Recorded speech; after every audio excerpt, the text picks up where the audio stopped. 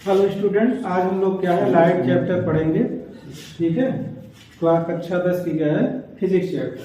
Physics में आता है ये लाइट, और ये क्या है फर्स्ट चैप्टर है। साइंस में ये चैप्टर नंबर 10 है। ठीक है, एक्चुअली सबसे पहले लाइट के बारे में समझते हैं। लाइट में बहुत सारे तरह की क्या होती है फिनोमिनल्स होती हैं। ठीक है, जैसे कि अगर देखा जाए तो पहली फिनोमिना लाइट की क्या होती है reflection of light, refraction of light. अगर इसके अलावा भी देखा जाए तो लाइट में कौन कौन सी फिनोमिना होती है, डिफ्रैक्शन पढ़ेंगे आप आगे क्लासेस में, diffraction of light, scattering of light,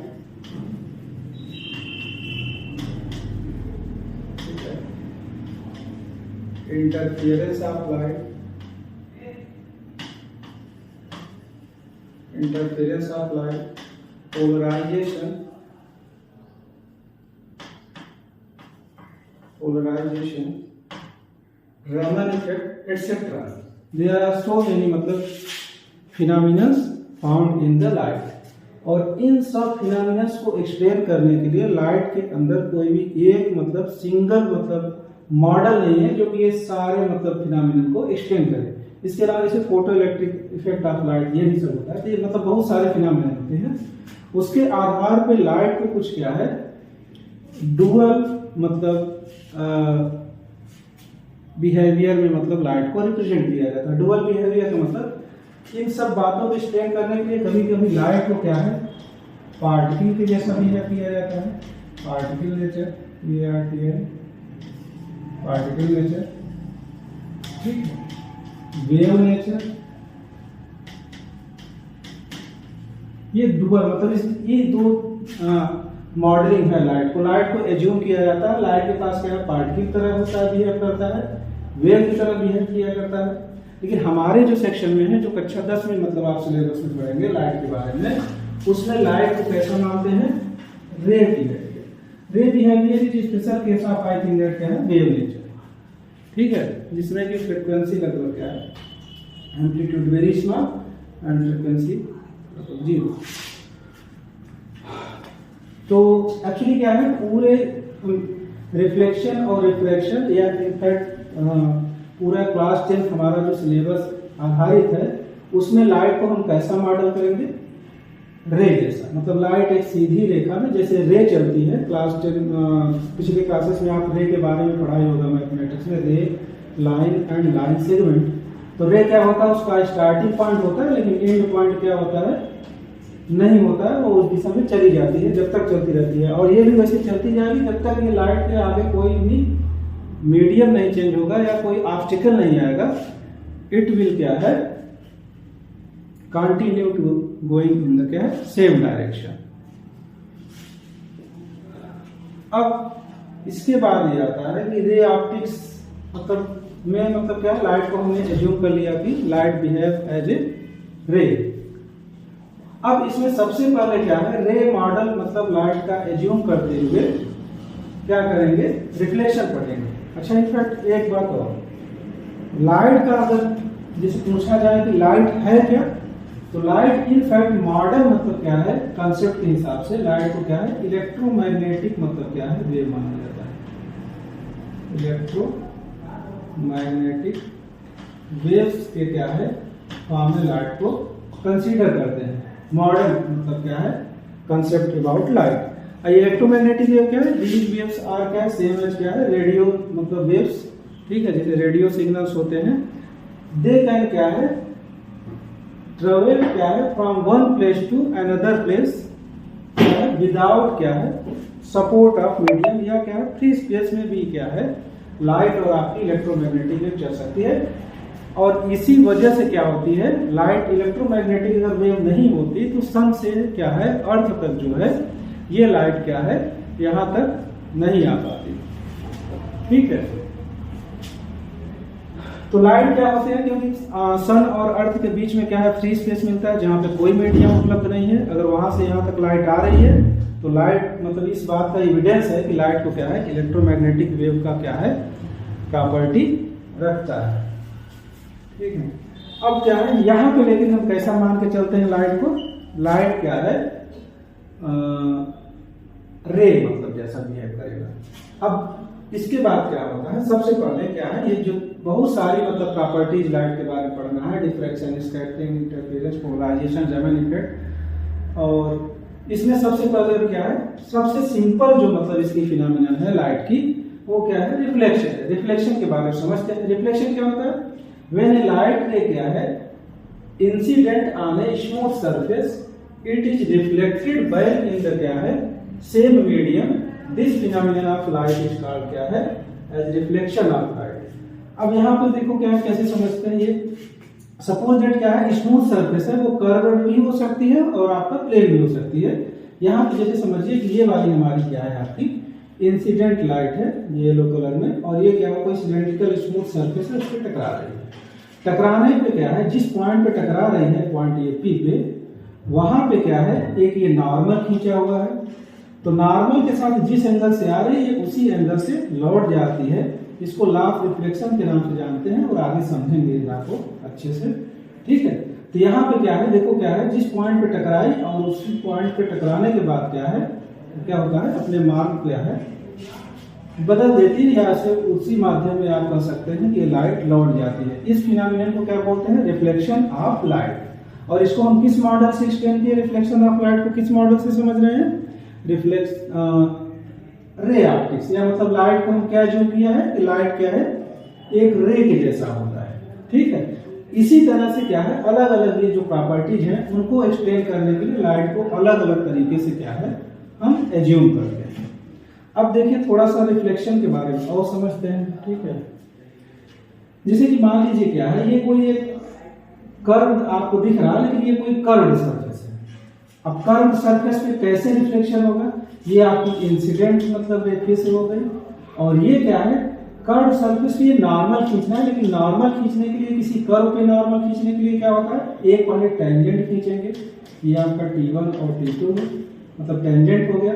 और टेंजेंट क्या होता है, सर्किल के केस में क्लास 9th में आप पढ़ चुके होंगे, तो सर्किल पे जैसे टेंजेंट होता है कि सर्किल को किसी एक ही पॉइंट पे टच करता है, तो सिमिलरली उसी तरीके से कोई कर्व सरफेस है, तो कर्व सरफेस पे टेंजेंट क्या होता है, जो सिर्फ उसी पॉइंट पे क्या है टच करती है सरफेस को, और कहीं पे भी नहीं टच करेगी, सिर्फ वन पॉइंट ऑफ कांटेक्ट होगा।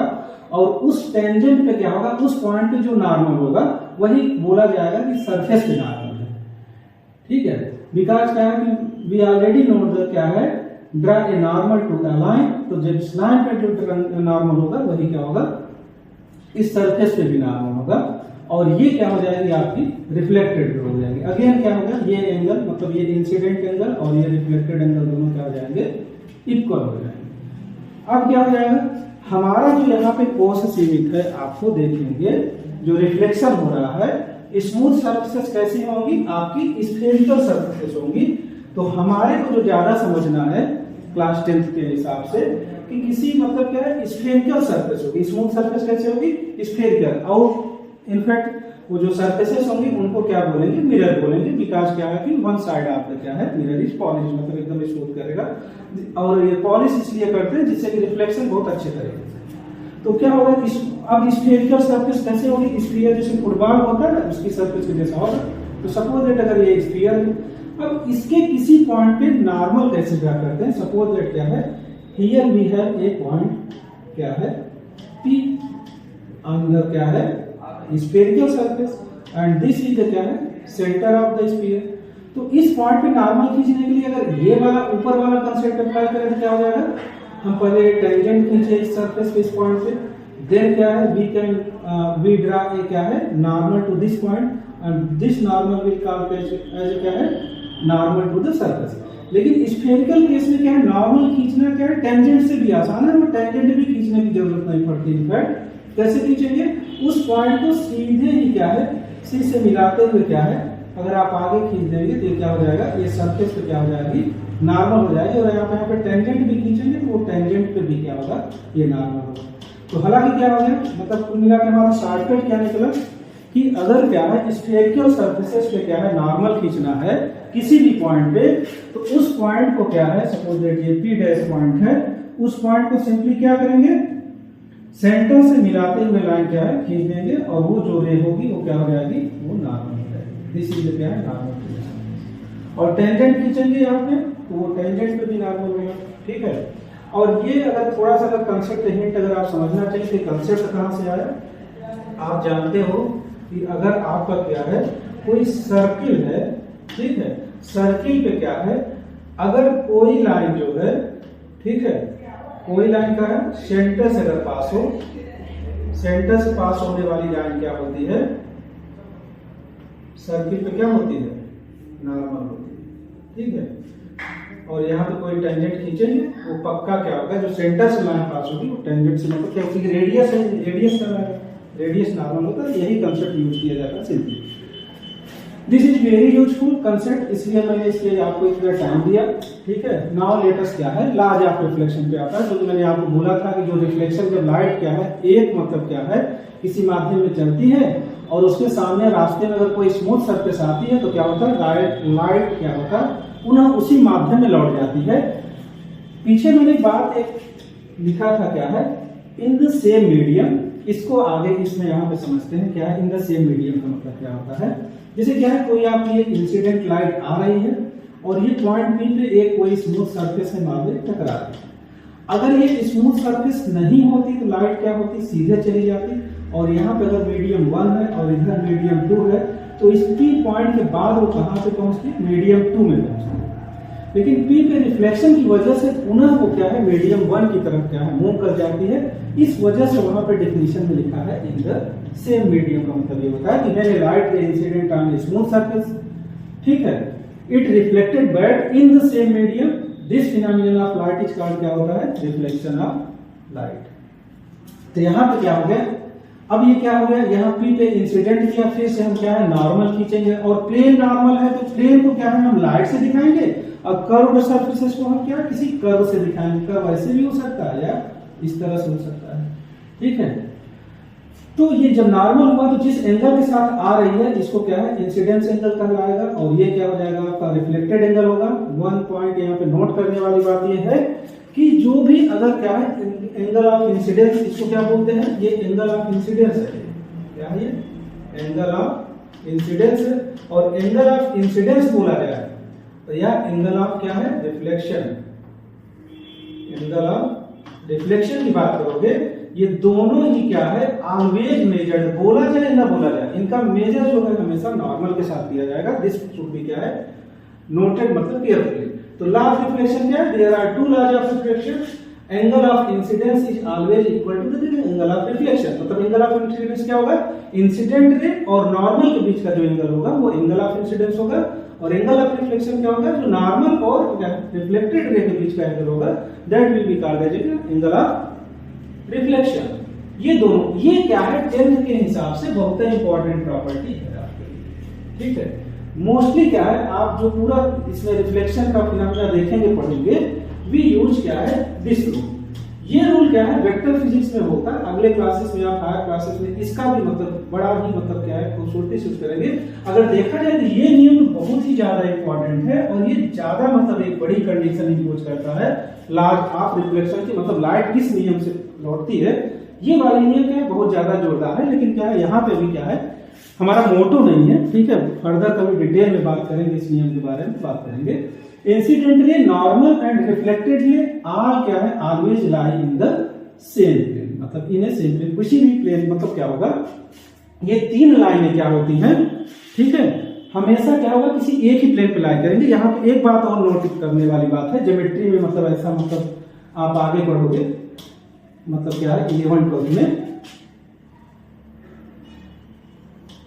ठीक है, ज्योमेट्री में अगले क्लास में आप देखोगे मतलब 11 12 में जाओगे कि 2 लाइनें क्या होती हैं, 2 लाइनों से हमेशा प्लेन बनता है। अगर 2 लाइनें हैं तो क्या होगा वो प्लेनर होंगी, ये कोई मैटर नहीं करता एकदम से मतलब क्या होता है 100% ऑलवेज मतलब 2 लाइनें क्या होगा 2 लाइन प्लेन होंगी।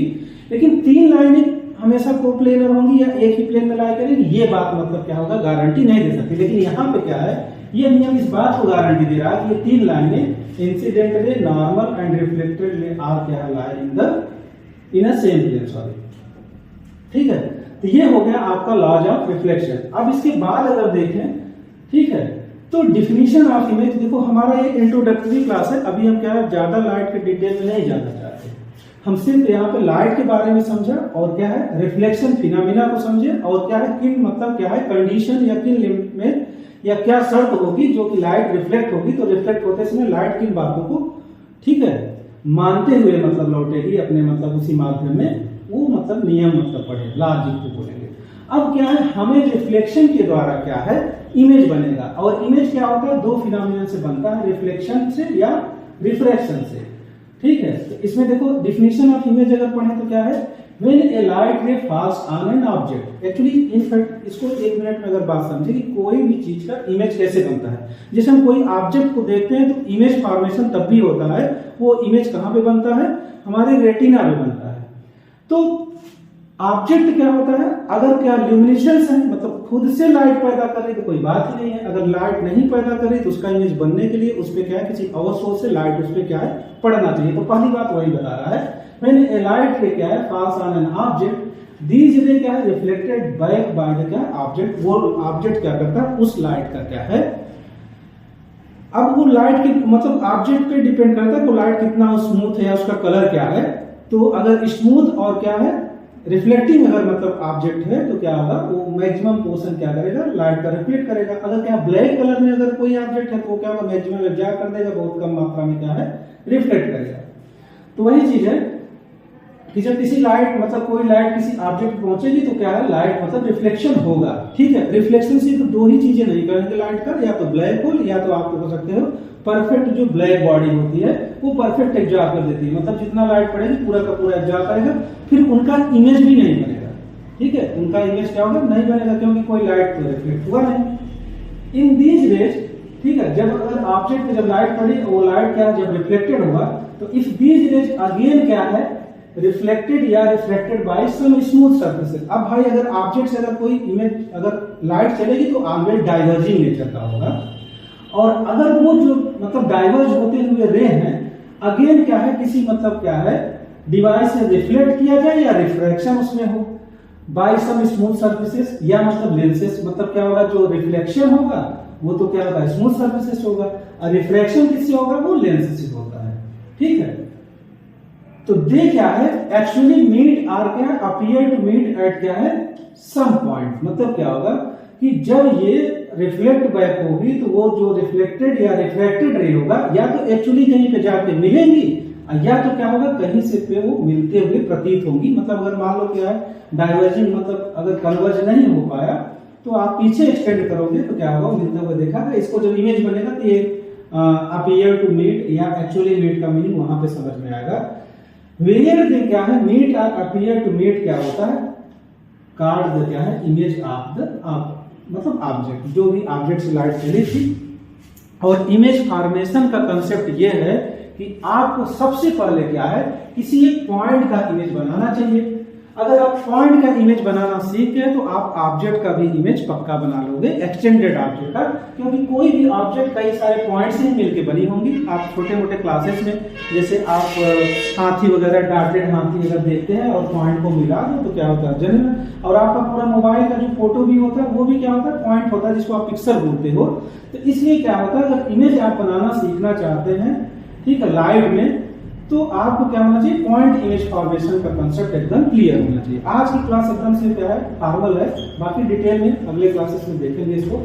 Image formation due to the reflecting क्या है सरफेसेस आर मिरर्स, मतलब रिफ्लेक्टिंग सरफेसेस अगर बहुत बढ़िया अगर रिफ्लेक्टिंग सरफेस है तो उसी को क्या है मिरर बोलते हैं।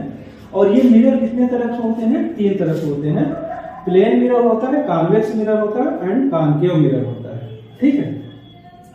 अगर क्या है सिंपली अगर आज ओरल मतलब ऐसे ही थोड़ा सा अगर इंट्रोडक्टरी अगर क्या है इनसे समझें कि मतलब प्लेन मिरर से कैसे मतलब कोई डिटेल तो रूल हम देखेंगे ही कि मतलब इमेज कैसे फॉर्मेशन होता है। आज बिना रूल पढ़े हुए मतलब बिना किसी स्पेसिफिक मतलब रूल को मतलब या ठीक है किसी दिशा में गए अगर हम सोचें कि सिंपली क्या है अप्लाइंग क्या है लॉज ऑफ रिफ्लेक्शन, और जिसमें कि सिर्फ हम पहला नियम अप्लाई करेंगे, दूसरा वाला मैंने बताया कि आपको सिलेबस है ही नहीं।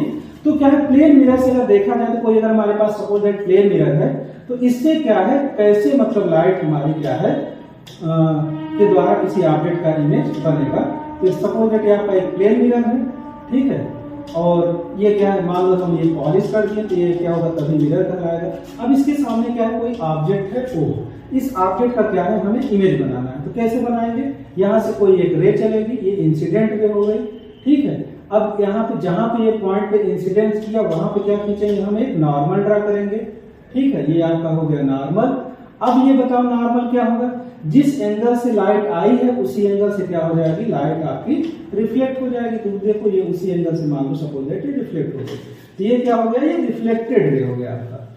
और दूसरी रे अगर चलेगी यहाँ पे, अब क्या हो गया, एक दूसरी। और इमेज फॉर्मेशन के लिए, सॉरी मैं भूल गया, जब भी इमेज बनाएंगे किसी भी पॉइंट का तो वहां से आप क्या चलोगे, दो रेज हमेशा मतलब आपको ड्रा करना पड़ेगा, मिनिमम मतलब ये होगा। आप दो से ज्यादा भी ले सकते हो, लेकिन एटलीस्ट क्या होगा, जिस भी आप पॉइंट ऑब्जेक्ट का इमेज बनाना चाहते हो वहां से यू हैव टू मतलब एटलीस्ट क्या है, ड्रा टू मतलब क्या है, रे। तो एक रे हो गई।